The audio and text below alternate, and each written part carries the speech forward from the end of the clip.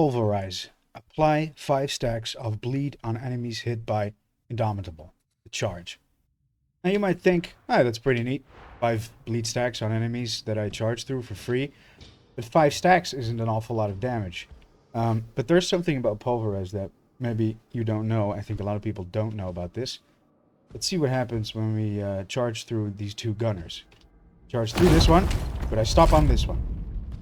28, 17, meh. Look at that. This guy, despite both units being flak armored, this guy took way more damage. Way more damage than the other gunner. This is because something that I learned recently. Pulverize is applied on contact and when you hit someone with a charge.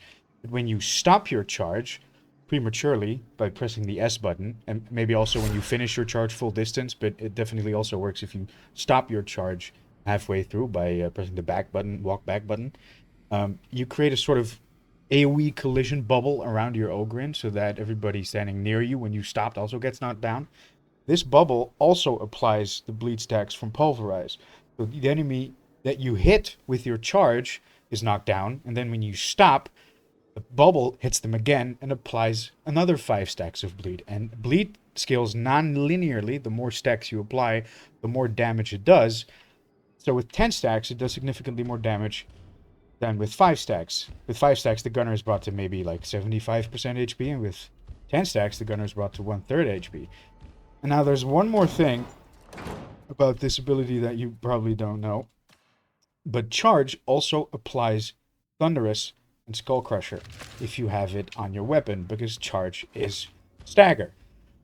So what happens if I have both of these blessings, which boost bleed damage? Thunderous reduces the enemy's armor resistance, also against bleed, which normally has its damage reduced against everything from carapace to flak, to stuff like that.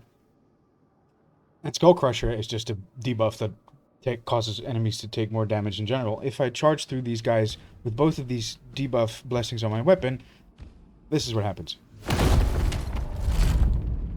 Look at that. See, this guy still has like 80% HP. He was only hit by the 5 stacks. This guy was hit by the 10 stacks, the full debuff, the whole shebang. And he just straight up died. So you can charge into an enemy gun line with just your weapon equipped. You don't even have to attack them once. And kill them all with your charge. I haven't actually tried it against Crushers yet. Let's see what this does. Well, that's not amazing, but hey, that's not bad. Basically, you haven't even attacked him yet. That's an easy 3-hit afterwards.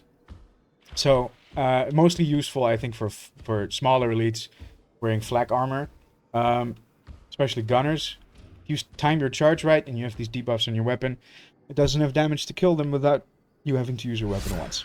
So, go forth and enjoy. Let's see. Oh, one more second. Let's see what it does against Ragers. I haven't tested this yet. I hit him, and then I stop. Almost. Yeah, it does like 3/4 of the HP bar of a Scab Rager. Now, if there's a whole group of them and you do this to them, that's a really good start to the engagement. Alright, well, that's all you need to know about this. Use it to your advantage. See you guys. Hank out.